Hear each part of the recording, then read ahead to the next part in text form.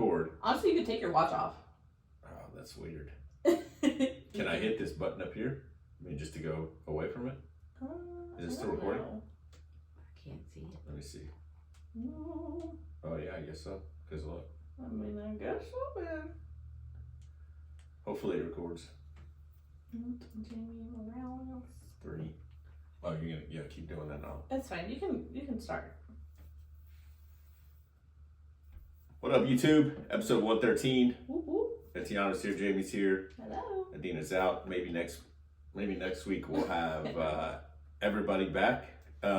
Today we're going to discuss just one page from one of my favorite books, Leadership Strategy and Tactics.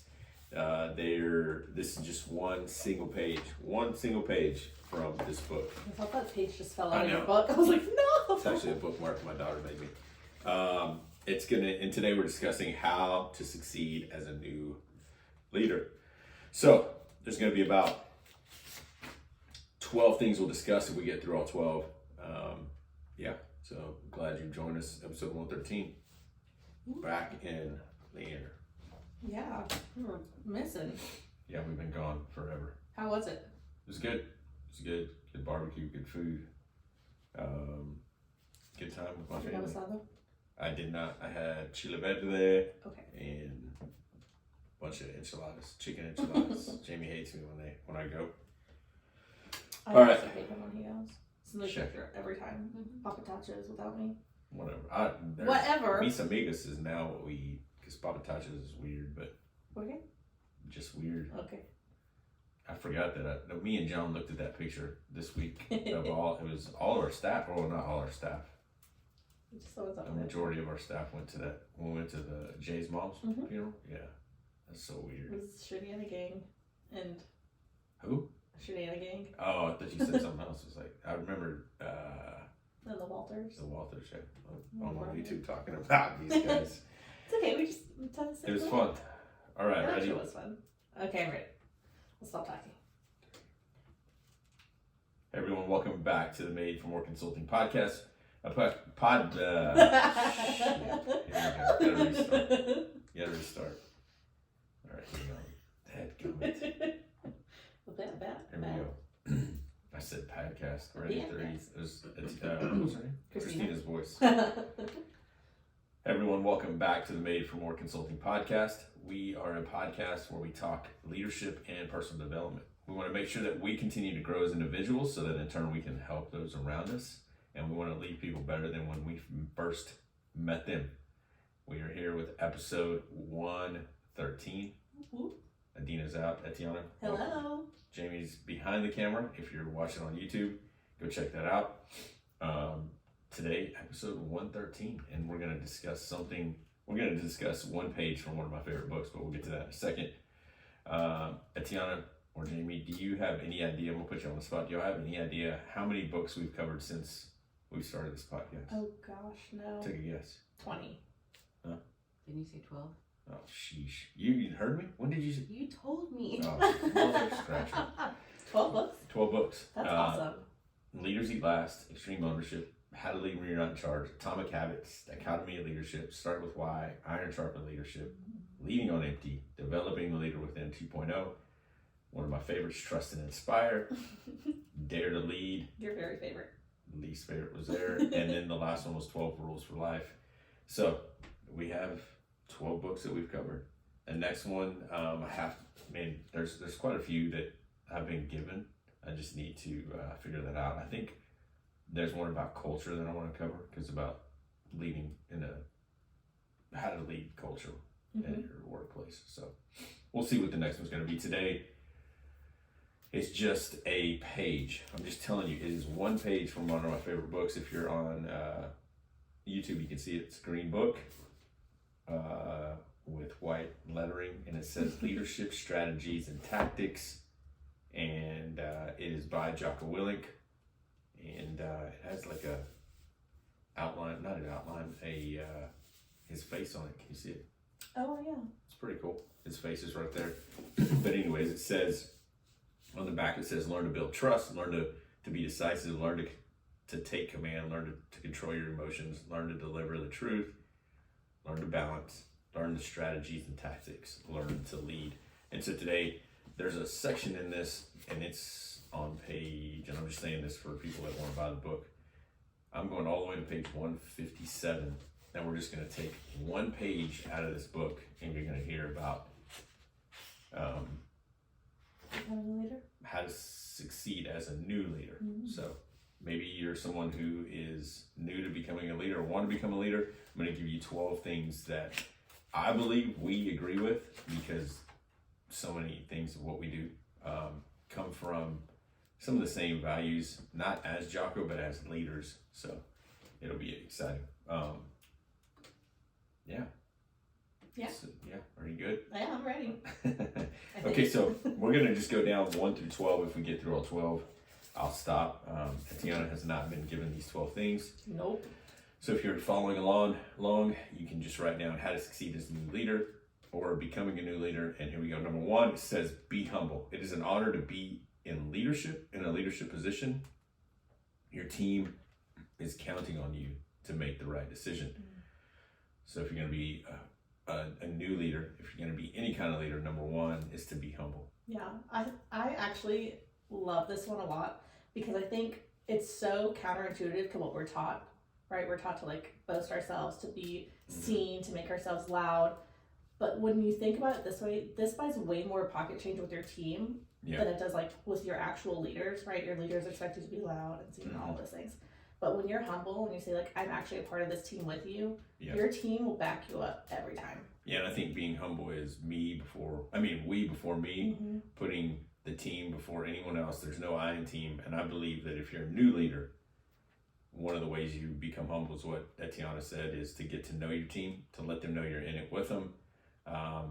One of the things that I think we're talking about, one of the things, the topics that we're going to talk about for April, the monthly email and the monthly podcast, is going to be about influence, and that's where it starts. Is the only way you're going to build influence is if you spend time with people, and it's trust, right? It's definitely trust, but you cannot choose who you influence. You influence people by being allowed into their life. So being humble, number 1. And I think one of the things that you want to make sure that you do is, if you're a leader, people probably know the position that you're given, so don't remind them that you're the freaking leader. Just be the person you need to be, and don't use that as a title. A title means nothing to people. So I think it's Maxwell that levels of leadership, where you're just a title to some people. Position. Yep.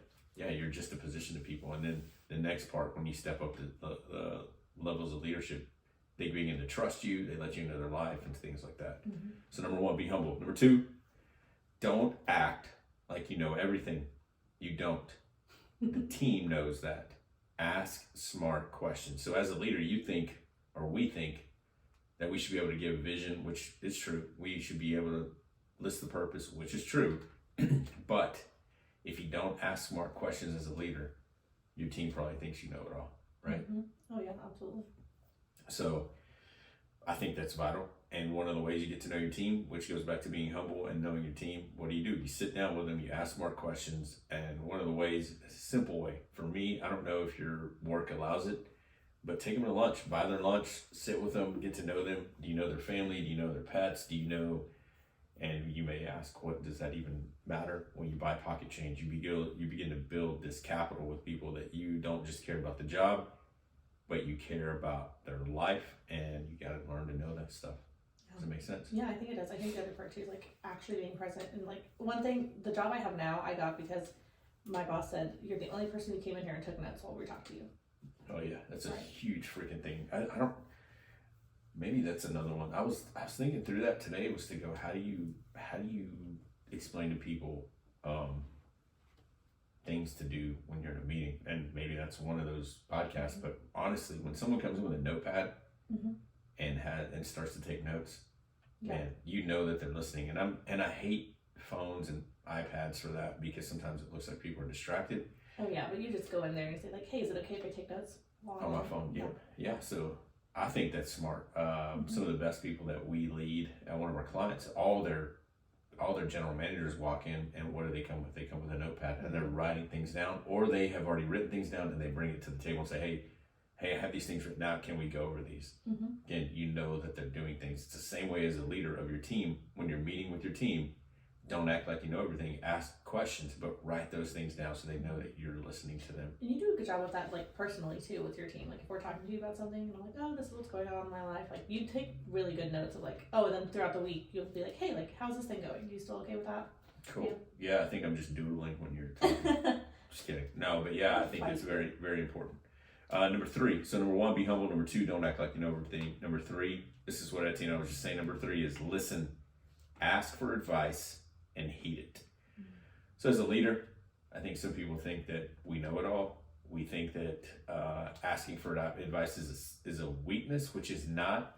I believe it shows your team that you want them and you want to see their side of the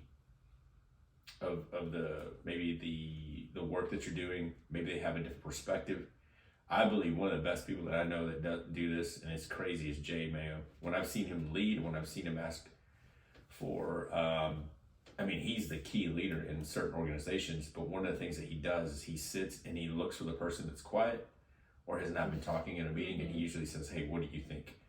Because they have a different perspective, and he may be the leader, he may be the person that's pushing things forward, but when you listen, you ask for advice and you heed it, meaning, hey, this person may have a different perspective. Let's hear it. And if it's right, then hey, let's put it to good use. Anything else on that? Listen. Nothing besides, I love Jay Mayo. And he actually, him being a leader in my life, I absolutely agree with that. Like he was one of those few leaders that I felt like really genuinely listened to me. Because nothing makes me more upset than like you asking for, hey, what do you think about this? And then I tell you, and then you do nothing with it. Yeah, and I think even if you don't agree with what I'm saying, you can at least come back and say like, hey, I heard what you said. This is where we're going and why. Right. And it goes back to what you said about writing things down. If you come in and you're going to ask me a question, but you already know the answer that you want, then don't waste my time. Yeah, then just say, hey, this is what I was thinking about doing. What do you think? Yeah. Okay. Rather than, hey, what do you think we should do? And then you go, well, this is what I'm going to do. Yeah. Okay. Then just come in and tell me what you're going to do, and I'll tell you if it's a good plan or not. I have this fight with my work wife like once a week. I'm like, are you asking me what I think, or are you telling me what you want to do? That's a good question to ask up front. Yeah. Yes. What did you say? Are you asking me what I think, or are you telling me what you want to do? You keep going so I can write it down. Anyways, it's one of those things we talk about every week because she says something. It's like, hey, like, what do you have an idea about this? And I'll start talking, and then she just argues every step of the way. And being transparent, sometimes I do it too. And she just argues every step of the way. I'm like, hey, I was like, do you actually want to know what I think, or are you just trying to tell me what your idea is? And she's like, oh. Maybe you can just text me that because I've already lost it. Okay. Are you asking me what? Are you asking me what I think? What I think. Or are you telling me what you want? Yeah. Awesome. What I think, or are you telling me what you want? Cool. Yeah, and it's one of those things we clash, and then it's like a little second of tension, and I just tell her, I'm not mad at you, I just want to clarify, like, what's the objective here? I was like, because I'll tell you what I want, or you can tell me your idea, and I can tell you whether or not I agree with it.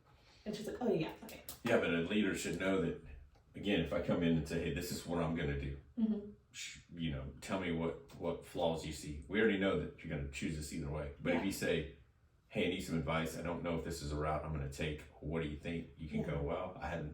And anyways, when he says listen, it's not just hearing their voice, it's actually listening. I think you should have about 10 minutes carved out because if you have 3 minutes and you're going into a meeting, the last thing I was talking to someone this week, and I hate, if you're a leader, please do not do this.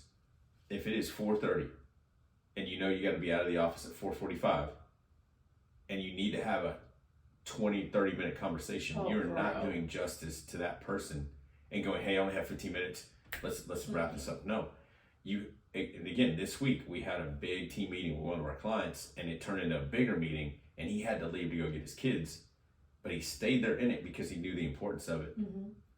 And he had to explain to his kids and his wife, and luckily his kid got on the bus, and anyways, it all played out great. But the one thing I do not, in number 3, listen. If you're there to listen, then you have to have that room and space to go, hey, this is going to be a 20 or 30 minute conversation. Don't try to fit into 5 because you're just hearing them. You're not listening to them. Yeah.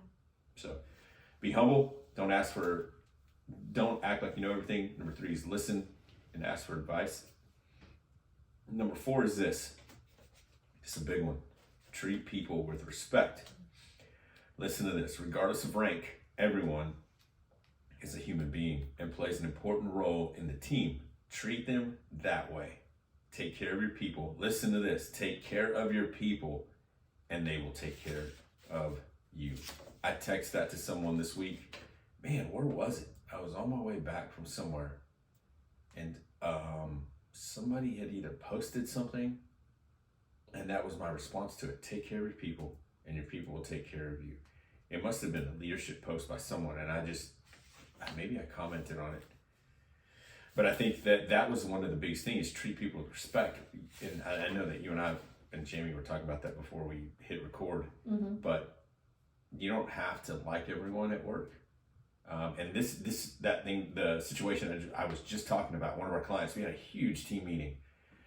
It got heated, people cried, people got upset, people knew where we stood after, people listened, but the number one takeaway was, look, you don't have to like these people that you work with, but you have to respect them, because if not, go find another place to work, because we're going to be about respect. And here's the other thing, if you respect them, you probably will begin to like them, and you will probably go, okay, we can get along. And I think that's one of the biggest challenges. But as a leader, if you're going to be a new leader, you have to treat people with respect. And like he said, regardless of rank, don't push your rank around. They already know you're a leader. Don't say, hey, it's my way or the highway. That's a good way to get people to stop following you. Yeah. So treat people with respect. You agree with that? My wife says yes. No, she disagreed. Don't treat people with respect. No. Yeah. Number 1, be humble. Number 2, don't act like you know everything. Number 3, listen. Number 4, treat people with respect. Number 5, here we go. It is take ownership. Listen, this is it. Take ownership of failures and mistakes. I had to do that this week. So as a leader, what does it mean to take ownership of failures and mistakes? First of all, it means you go to your boss or your team and you say, I did this. I messed up. You did this, or because of the weather today, I couldn't, or I woke up late because I'm a blah, blah. No, it's I woke up late and I'm here late and I'm so sorry about that. Yeah. Tomorrow I won't be. Yeah, and I think if you have a culture like that, though, if Etiana or Jamie came in and said, hey, I'm running late, I'm going to miss the deadline, it's my fault. Sorry. Totally get it. But if you have a culture of people taking ownership, the other person will probably, if you have the ownership culture, they will go, hey, what happened? Why are you running late? Well, my son or daughter, had an accident and all this. And then you go, oh, is everything okay? All right, well, we're going to push that deadline back. If you have that culture of ownership, if you don't, man, you're the leader that sets the standard. So if you always, again, if you're not treating people with respect and you don't allow them to talk and you don't listen to them, all these things we've already said, then when you come in to say those things, they're going to go, hey, you don't give me the same respect. And you don't take ownership, but you're making me take ownership. So if you take ownership of your failures and mistakes, you open the door for people to go, I'm going to be real, I'm going to be authentic, and I'm going to tell you when I fail, I'm going to tell you when I don't know everything. And I believe that's a culture that you want. And I think one of the things that we fight against in the culture today is the old school mentality of leaders should not let people see that they fail. People fail. And as a leader, you do. I mean, I was telling you guys, for me, I play in a conference and a workshop, and we haven't done either one. And we're freaking 3 years into this thing. And I'm like, wow, it's on me. So I'm the one that drives the bus at times. So, just got to make it happen. So take ownership of your failures and mistakes. What do you think is the biggest challenge of taking ownership of failures and mistakes as a leader? I think for me, a lot of the times and I've been very open about this, but I find worth in my task, which is something I am actively trying to fight against. So when I tell you, this week what happened was I labeled something, I just labeled it yellow instead of a specific softball yellow or panther gold. And because I just labeled it yellow, the wrong color got put on there. And it was right before they were about to make these shirts and had to go up and say hey, I know you just lined up these screens and you are allowed to have every feeling you're about to have, but I need to tell you before you start, I messed up. I mislabeled it. It's supposed to be softball yellow. And he just said, attention to detail, Etiana. And I was like, you're absolutely correct. I'm so sorry. Next time I will label it off, correctly. And I walked away feeling like, oh my gosh, like I'm horrible at my job. I'm gonna get fired. Like, why are you even here? And I think in my brain, I'm saying all those things because I think my boss is saying those things. Yeah. So I think the hardest part about taking ownership is like you feel like, you know, like you're a failure. Yeah. I think your like image or your value is, you know, lessened, and that's just not true. Yeah. The truth is you're a human being who made it. I mislabeled something one time out of all the millions of screens. You know, it's still a mistake, but it doesn't mean that everything else I've done is not right. You know. Yeah, and I think most people would probably pass the buck or make an excuse. Yeah. And so taking ownership, you got to remember that not most people won't do that. Yeah. And one of the things I'm reading a book called Discipline is Destiny, and he's talking about failure and how he uses Major League Baseball, that in someone's career, out of 100 chances, the most successful players get 30 hits. So if you go up to hit the ball 110 times in one day, the most successful players of all time only hit it 30 times. Wow. So 3 out of 10 times you're going to hit the ball. That's a batting average of 300. So that means that you're you're one of the best in the game. That means you failed 7 times out of 10. Mm-hmm. But they don't focus on failure. They focus on, this is what I did. How can I get better? Mm-hmm. And taking ownership as a leader is one of those things where you go, I can't pass the buck, and I got to let my team know when I let them down. And it's so easy to think you're disqualified because you make one mistake, and that's just not true. You're there because you're qualified. Exactly. How to make a mistake. That's really good. So number 1, be humble. Number 2, don't act like you know everything. Number 3, listen, ask for advice. Number 4, treat people with respect. Number 5 is a big one, take ownership of failures and mistakes. Number 6, this is a big one for people that are words of affirmation or what's the other one? Acts of service. Ready? Number 6, pass credit for success up and down the chain. Mm-hmm. Meaning, if it wasn't your idea, don't take credit for it. Yes. Right? That's a big one for a lot of people. And to me, I think if an idea comes to fruition, team, you just go, hey, you know what? Early on, John had this idea. We started rolling with it about a year ago. John, man, if you wouldn't have brought this to our attention, check out what wouldn't have happened. I think that one of the things that I do know that I've heard Jocko say was you pass the credit of success up and down the chain, but you take the credit for the failures that didn't happen because you're the lead. Mm-hmm. And most people won't. Most people want to do the opposite, which is, hey, I had this idea. Give it to the team. Because again, take care of your people, and your people are going to take care of you. And again, think about it. If you had a great idea, how would you feel if someone else took credit for it? Dude, I'd be pissed. Yeah. I had makes me mad. Yeah, one of our clients this week, one of the guys was like, I've been saying that for 3 years, and you guys are finally listening. I'm saying, hey man, it's taken a while. Triggering. It's just taken a while. It's taken a while to get there.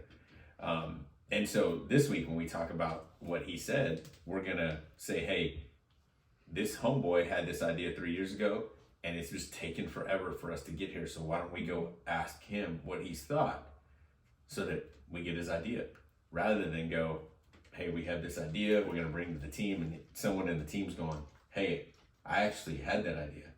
There's nothing worse than sitting in a meeting and going, hey, we're going to decide to go this direction, and we decided this, I decided this last night, and you're in the meeting going, wait a minute, we talked about that 2 weeks ago. That's my idea. So anyways, pass on the credit up and down the chain of command, which means when someone has a great idea, freaking talk to the team, let them know who it is. Mm-hmm. Tell your supervisor, tell their whole team, be a leader of that. Again, make sure that you take care of your people. That's good. Number 1, be humble. 2, don't act like you know everything. Number 3, listen.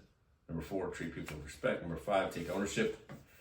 Number 6, pass on the credit. Number 7, here we go. Work hard. As a leader, you should be working harder than anyone else on the team. Listen to this last part. No job is beneath you. Amen. Take out that trash. Yeah. Sweep them floors. Yep. I think what's interesting is whenever we were in Midland, we lived in Midland, I would always get in trouble because so when you look at on paper, I was a market leader manager, trainer, GM. I was all these things, right? On the way to get promoted more. But when my boss would come in, either the regional vice president or the district manager, he'd be like, why are you putting shoes up? And why are you sweeping? I'm like, because these are the things I like to do. And it lets my team know that, hey, why? And then they'd go, why is your assistant manager counting the tills or the money and all this? And I'm like, because that's what why they don't want to sweep. I do. That's easy. That's simple work. But it shows them that nothing is beneath. And then also to go, man, I just have to work hard. Like I have to, if you get away from working hard, then you forget what brought you there. And I think that's what, if anything, since leaving our prior employer, that's probably the biggest thing that I've had to learn is to go, I got to get back after it. There's people out here, they're hustling. And I mean, we talked about it with, I talked about it with John Bang Bang Evans this week that in Austin, if you're making below $70,000, you're considered poverty.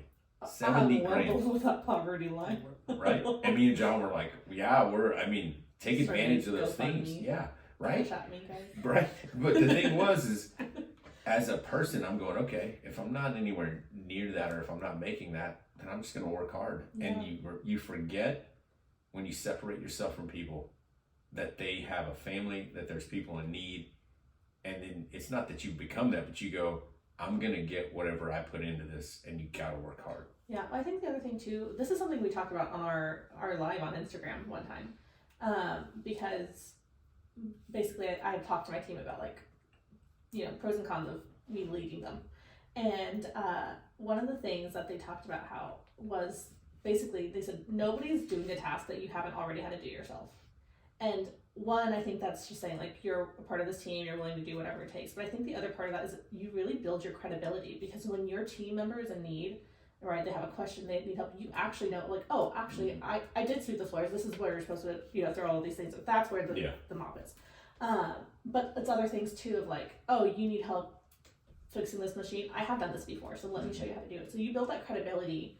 And you build that, again, it's part of the being humble of like, I am going to put in the work. I'm not just going to expect you to do the dirty work and I'm going to take all the credit. Yeah. Like, we're a part of this together. I will grab that broom. But I mean, think about it. If I'm not going to do that and then I promote someone beneath me, they're not going to do it as a leader either. So if you're the leader and they see you sweep and they're going, oh man, a big shout out to Ralph and Mark from Slab. You walk in and Mark goes and he's dropping buns in the warmer and he's taking trays out. Etiana's giggling. Dropping buns. Mark's dropping buns. Keep going. But then Raph, he's sweeping. Raph is taking, and it's owner operated. I get it. But here's the thing. I learned from that to go, I don't know anything in the food industry, but I can make some nachos. I can make a bougie bowl and I can take it out. And then the one thing that I love about Slab, one of the cultures here, was the other day they had a big rush. So I walked in, I was like, I can put on some gloves and I can sweep. I can sweep where they're working, where they're creating the food. So start sweeping, and one of the guys came up and he said, hey, give me that. I got it. I'm like, I got this. He's like, no, I got it. And we create this culture there of, I got it. Yeah, like keep it 100, Slab, and again, serve, lead, accountable, and bust your butt. And so everybody knows to keep it 100, you got to do those things. But every person at every level works hard, even as the leader. They're working harder than anyone else. And on the flip side of that, you don't want your assistants or anyone else working harder than you, because at some point it creates what do you call it? A resentment, because you go, hey, why am I working harder than this person and I'm getting the paycheck? Oh yeah. So, and then you'll find out who the real leader is on that team, because other people are working harder. So work hard. As a leader, you should be the one working harder. So recap real quick. 1, be humble. 2, don't act like you know everything. 3, listen, ask for advice. 4, treat people with respect. 5, take ownership. 6, pass the credit. 7, work hard. Number 8, here we go. Have integrity. Do what you say what you do. Don't lie up or down the chain of command. I think my biggest thing is just do what you say. Yeah. And I think for me, I know it's not on the level of we had these things planned. What I just said earlier, like we planned some things for May 4, didn't do them. That's one thing. I think it's me going, hey, we have this new employee program we're rolling out, you're going to get benefits, and then they show up and you never give them benefits. Those are the things we're talking about here is when you're leading a team and you promise them something, the worst thing that could happen is for you not to do it and never even say it. Mm-hmm. Number 5 is take ownership. So if something fails, go back and say, hey guys, we're not going to get to do this. You know you're going to create a gap. Yep, you better say it. Go. Yep. But I think having integrity, do what you say and say what you do. Yeah, that's a big one. This has been one of my like biggest personal fights I've had. It was with David, and I said, honor your commitments. If That's you tell me good. we're going to do this, do it.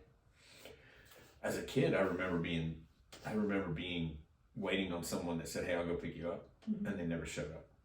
Multiple times. Oh, yeah, And yeah. man, I think it didn't scar me. It let me know that I don't ever want to do that to someone else. Mm-hmm. And like going back in the day, we didn't have cell phones. You couldn't text, but you would call their home phone. And they're like, hey, they're not here. They left. I'm like, oh, did they come to get me? And they're like, no. And I'm like, well, I guess I'm just doing whatever. So it's so crazy.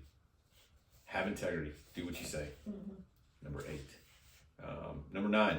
I'll recap after number 9.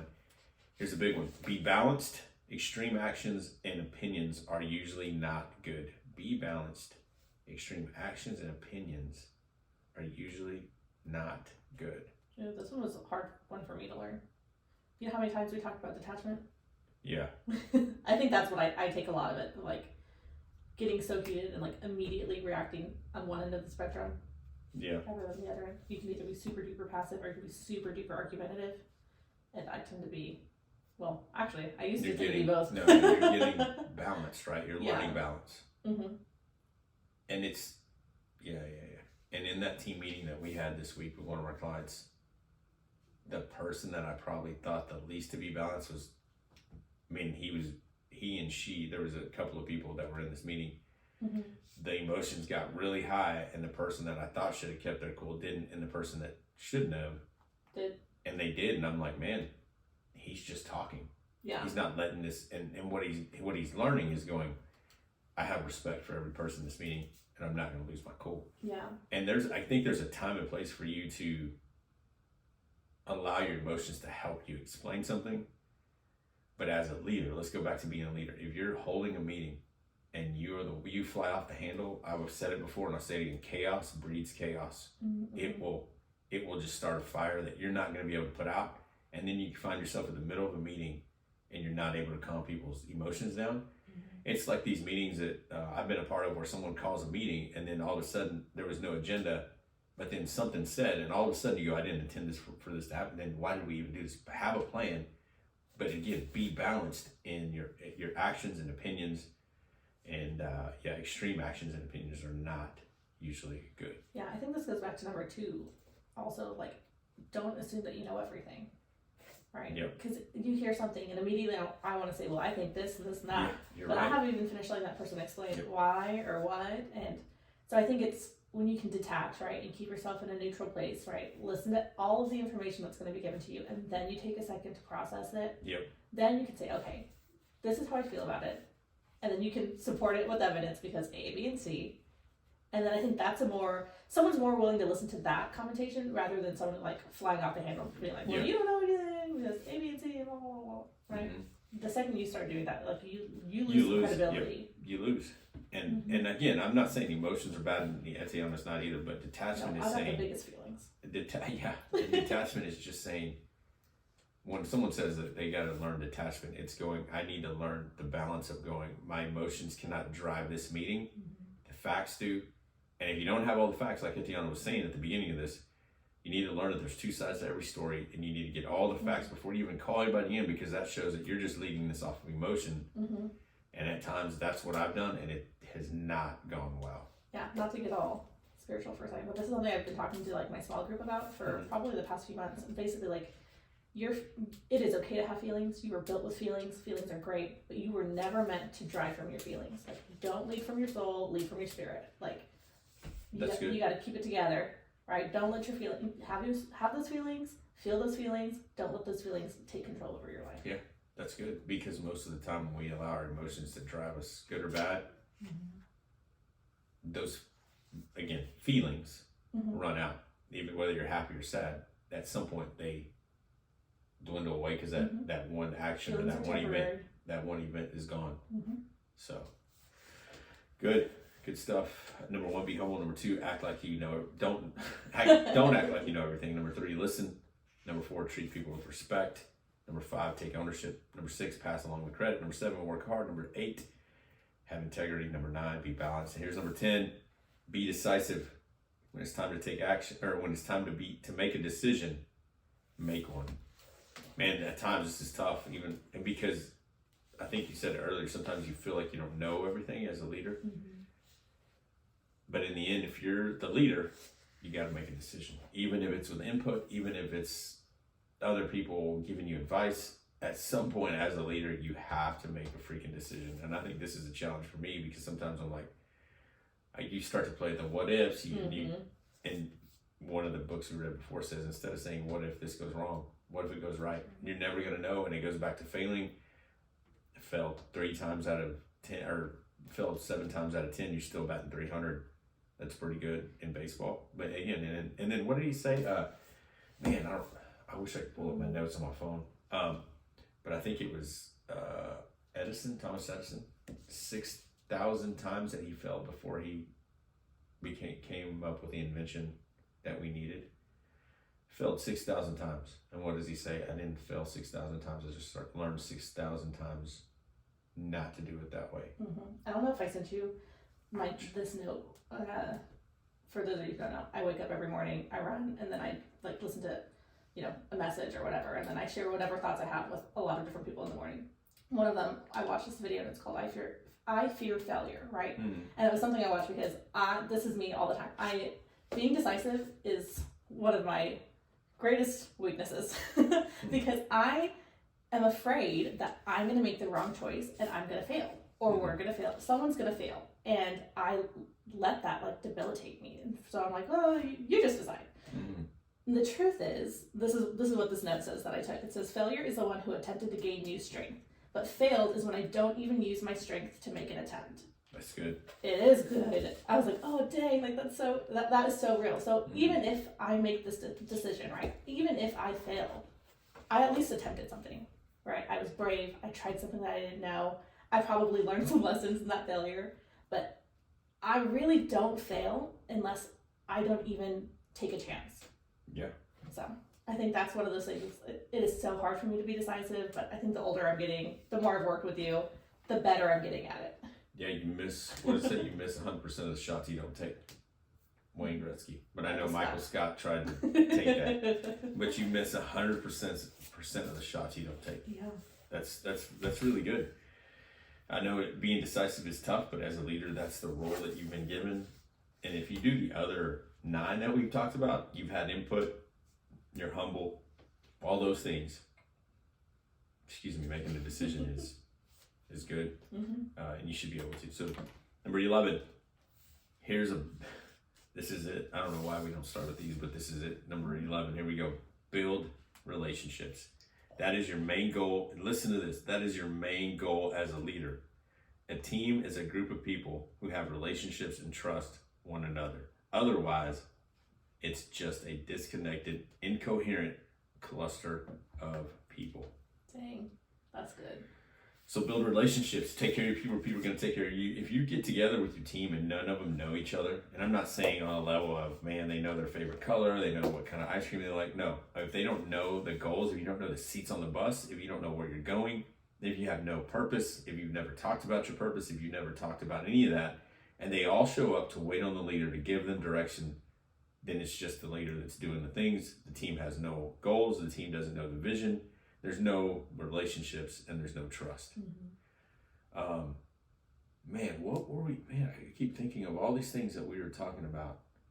I think we were watching the David Koresh thing last night, and they talked about trust. There's a Netflix series on David Koresh, and they were talking about the FBI and the guy's talking. yeah. He's the task force, anyways. Negotiators.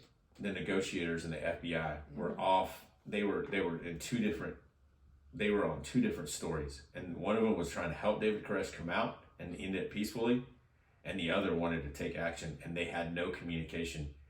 And what he ended up saying earlier at some point in there was that trust is the soil that everything grows in. Oh, you know what? It wasn't that. It was actually Erwin McManus. I was watching I just caught it. Those are two totally different I people. know. Anyways, go watch the Netflix series. It's really good. I mean, But they needed trust, right? Yeah. And they had no trust, and they were on the same team. Mm-hmm. Erwin McManus was talking about not just marriage, but he talked about relationships and working.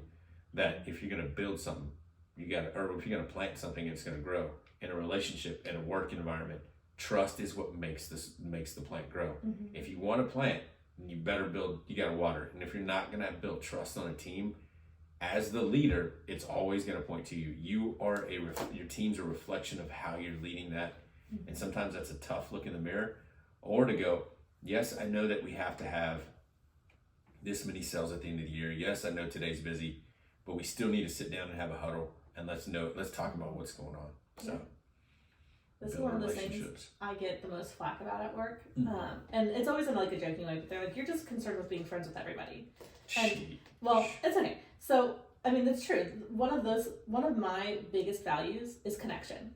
And so everywhere I go, I can be in a room with strangers, and by the end of the day, you best believe every single one of those strangers is gonna feel like they're my best friend. Mm-hmm.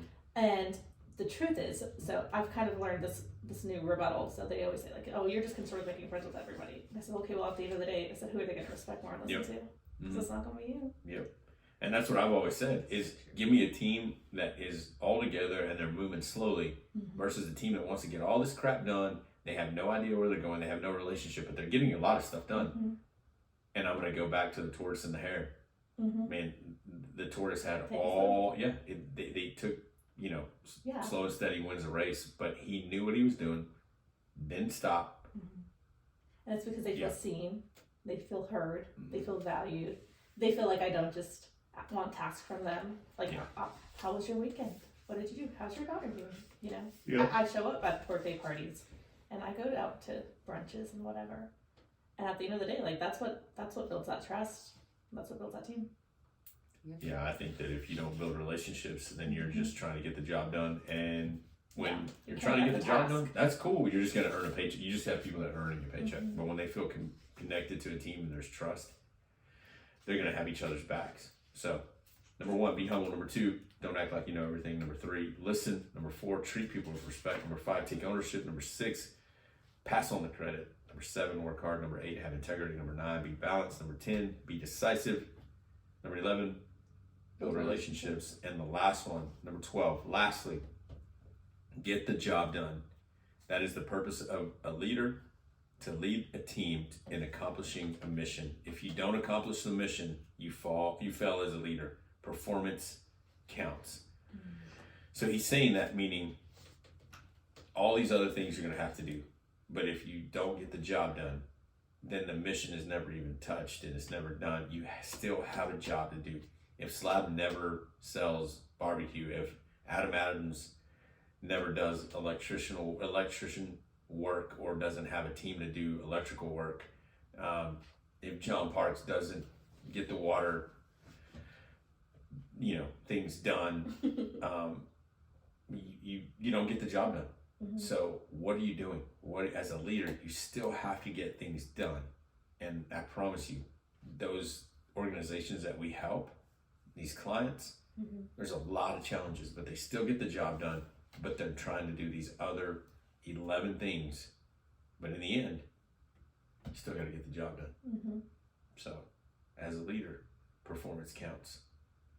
That performance counts doesn't mean that you have to be perfect, doesn't mean that you have to be flawless. You're moving forward. Earlier, Etiana was talking about how do you eat an elephant? One bite at a time. Oh, one bite at a time. That's how you do it. Yep. So I think just keep in mind that as a leader, performance counts, but the performance means just moving everyone forward and getting things done. I think if you're listening to this, these are pretty straightforward rules. They make sense on paper, but they can be hard to remember and implement in a leadership environment. But review them often. We'll have them in the notes. Look at them in the morning before the meetings, and when you're about to make things happen, review them before you go to sleep at night. And this is what Jocko says: soon they'll become second nature. And I feel like I want to like put them on a sticky note and just like put it in my planner every day. Yeah, and you're right, because if you have them written down, be sure you find yourself. If you find yourself struggling, pause, read the rules, and ensure that you're following them. And again, these are just 12 small rules to go. Hey, if I'm a new leader, here's what I need to do. Yeah, I think some of the things that he says right here. Let me read this. Is sometimes you have to step into a position where you might not have the knowledge or experience. That's okay. No one expects you to know everything. You just got to get there. You need time to learn. That being said, while you might not know everything, you should be prepared as possible. You should know the terminology you're responsible for. You should know the names and faces of the people on your team. Study any documents that you need to be familiar with. Being new is not, listen to this, being new is not an excuse for ignorance or lack of preparation. Boom. So there you go. Study and prepare. 12 rules for anyone that is a new leader, anyone that wants to become a leader. There's those 12 rules. So it comes from the book. That's one page. One page out of Leadership Strategy and Tactics by Jocko Willink. One of my favorite books. It has a ton of them. I think there's like 90 chapters, but they're like a couple pages each. Really, really good book. So go pick that up. Maybe we'll cover some more. And that was really good for one page. Yeah, how to awesome. succeed as a new leader. It's a whole podcast. That is the entire podcast. We appreciate you guys listening. One of the things I told John Parks I would mention, John is out of Oregon, and they are actually hiring. So if you are someone that listens to this podcast anywhere all over the country or world, because we get to see where everybody listens from, there's a lot of different places. And you're looking for a job, let me know. Comment, maybe email me at mario@madeformoreconsulting.com, and I'll get you in touch with John Parks. I cannot, maybe I should just pull up John Parks' It's gonna be email. such a fun segment of like, here's some jobs you can do. Sheesh. Because you know what? I need someone. Why Jordan don't you is looking explain? for a screen printer, guys. You don't have to have experience. We're happy to teach you how to do it. It's a lot of fun, very creative. So if you are okay with leaving, I have an ink stain up my thigh right now from yesterday, just from pulling screens. So, Interesting. but that'd be so much fun, is to like give people opportunities to get Yeah. some jobs. And John Parks is in Oregon, Bend, Oregon, and that's where the last Blockbuster is. For those of you that don't Are you know, serious? yep, that's where they're at. But John Parks has a position opening. He can give you more information if you're willing and you need a job. You can email John Parks at John Parks Parks 80@gmail.com. It's johnparks80@gmail.com. The number 80? Yes, 80? 80. There you go. Just like Made for More than number 4. But yes, johnparks80@gmail.com. I told him I would do that just because if you're looking for a start and you're young or old, single, and can move, or married and you want to relocate, If you're breathing and can move yeah, and you need a job, and you need a job, those are the requirements. there you go. So make sure you get that done. Follow us on the social medias. At Made for More Consulting, it's the number 4. Yep, hit us up. Yeah, we will be releasing the new, man, I don't even know what to call it, like the monthly focus on the monthly email on influence. So last month's was the map and how to, how does a map, I know where you're going. how to know where you're going, how does a map help us on our goals, and then this month is just going to be by influence, and influence, a lot of it starts with trust. So we're going to talk about that. Okay. Anything else? 2 years ago today, I was quitting my job. That- I was listening to a podcast, which was ours, and I was like, oh, I'm not doing what I'm supposed to be doing. And so 2 years ago today, I was sitting in my resume. Isn't that Yeah. crazy? I remember us talking about what we were talking about. You were sitting in this chair, and then you moved down there because you got all, Weepy. yeah.